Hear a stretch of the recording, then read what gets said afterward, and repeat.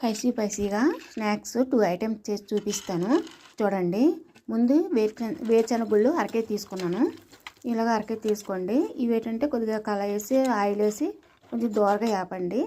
ఇలాగా దోరగా వేపిన తర్వాత ఇందులోకి మీ టేస్ట్ని పెట్టి మీరు కారం, పొడి కారం, ఉప్పు, అదే గరం మసాలా పౌడర్ 3 వేసుకొని ఇలా కలిపేసి ఒక బాటిల్లో వేసుకోండి.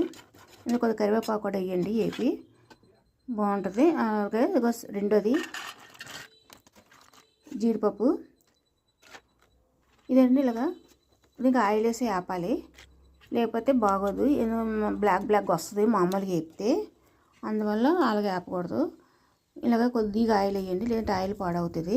ఇలాగ మీరు టేస్ట్ని పెట్టి కారం, ఉప్పు, తర్వాత ఏమో గరం మసాలా పౌడర్ ఇవన్నీ ఇలాగ వేసి కలపండి. కొద్దిగా కరివేపాకును తర్వాత ఇవన్నీ కలిపి బాటిల్లో వేసేసుకోండి.